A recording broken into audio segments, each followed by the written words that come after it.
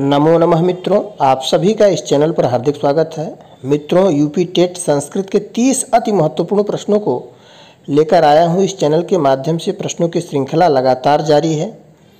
प्रश्नों की ओर चलने से पूर्व यदि अभी तक आपने इस चैनल को सब्सक्राइब नहीं किया है तो अवश्य कर लेंगे, जिससे टेट, टीजीटी, पीजीटी से संबंधित प्रत्येक नोटिफिकेशन आपको सर्वप्रथम मिल पाए। तो आइए प्रश्नों की ओर चलते हैं। पहला प्रश्न है कि अभिज्ञान शाकुंतलम के लेखक का नाम है, क्या नाम है? तो अभिज्ञान शाकुंतलम के लेखक का नाम महाकवि कालिदास। अभिज्ञान शाकुंतलम एक नाटक है 7 अंकों का, जिसके रचयिता महाकवि कालिदास हैं। उसके बाद रमा शब्द द्वितीया विभक्ति बहुवचन का रूप है। इसी प्रकार से सभी प्रश्न आते हैं यूपी टेट की परीक्षा में। तो रमा शब्द द्वितीया विभक्ति बहुवचन का रूप है, तो द्वितीया विभक्ति बहुवचन में बनेगा रमा। तीसरा प्रश्न है कि माता शब्द पंचमी विभक्ति एक वचन का रूप है। तो पंचमी विभक्ति एक वचन में माता शब्द का क्या रूप बनता है? मातुः बनता है, तो मातुः होगा। पुंडरीक से अभिप्राय है। पुंडरीक से अभिप्राय क्या है? पुंडरीक अर्थात श्वेत कमल। जम्बू फलम से अभिप्राय है। जम्बू फलम अर्थात जामुन। तत्शब्द पुल्लिंग तृतीया विभक्ति बहुवचन का रूप है। तो तत्पुल्लिंग तृतीया विभक्ति बहुवचन का रूप क्या बनता है? तैः बनता है। सहतौते तमतौतान तेनताभ्याम तैः। तो तृतीया विभक्ति बहुवचन तैः रूप बनता है। आगे की ओर चलते हैं।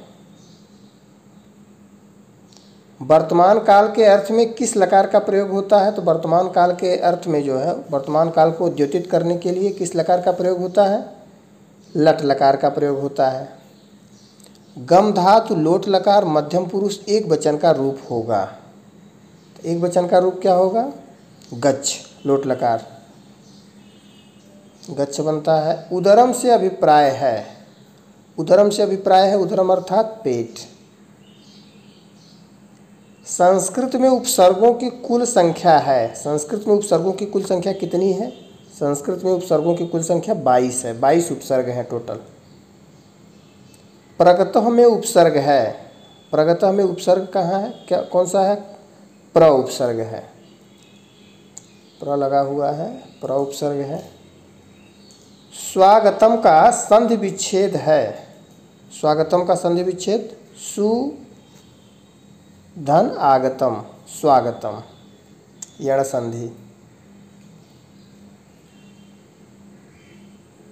आगे की ओर चलते हैं। 13वां प्रश्न। वागीशा में संधि है। वागीशा में जस्त संधि है। झल को जस हो जाता है। वाकीशा, वागीशा। तो जस्त संधि है, व्यंजन संधि है। व्यंजन में जस्त संधि है। एकोन चत्वारिंशत् में किस संख्या का बोध होता है? एकोन चत्वारिंशत् से किस संख्या का बोध होता है? तो 39। माने एक ऊन माने कम, एक कम हो किसमें? चत्वारिंशत्, 40 में। तो 40 से एक कम अर्थात 39। ण किस प्रकार का वर्ण है? तो ण जो है अनुनासिक वर्ण है। 5 अनुनासिक वर्णों में एक वर्ण ण भी है और स्पर्श वर्ण भी है। तो अनुनासिक वर्ण मुख्य रूप से अनुनासिक वर्ण है। अच प्रत्याहार के अंतर्गत कौन से वर्ण आते हैं? तो अच प्रत्याहार के अंतर्गत सभी स्वर वर्ण आते हैं। तो अच का देने से ही क्या हो गया? स्वर वर्ण। यथाशक्ति में समास है, बहुत महत्वपूर्ण है। यथाशक्ति में अव्ययी भाव समास है। महाकवि में समास है, कर्मधारय समास है। महान कवि, महाकवि। उसके बाद आगे चलते हैं। 19वां प्रश्न है। ए का उच्चारण स्थान है। ए का उच्चारण स्थान ए दे तो कंठ तालु, कंठ और तालु। ए का उच्चारण स्थान कंठ और तालु है। रसालह से अभिप्राय है। रसालह से अभिप्राय आम। रसालह अर्थात आम। मूकः का विलोम है। तो मूकः का विलोम वाचालः, वाचाल है। सह अर्थात साथ। स के योग में किस विभक्ति का प्रयोग होता है? सयुक्त प्रधाने तृतीया, तृतीया विभक्ति का प्रयोग होता है। विहाय में प्रत्यय है, विहाय में कौन सा प्रत्यय है? लेप प्रत्यय है। उपसर्ग लगा रहे और यह लास्ट में दिखता रहे तो तुरंत जान समझ लेना है कि यह लेप प्रत्यय है।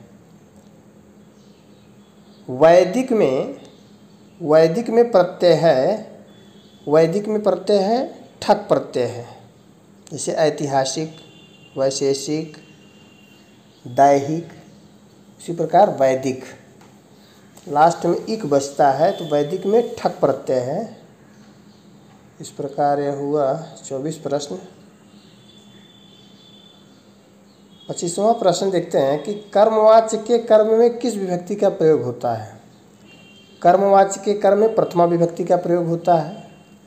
कर्मवाच्य का कर्ता हमेशा तृतीया विभक्ति में होता है और क्रिया हमेशा कर्म के अनुसार जो है चलती है।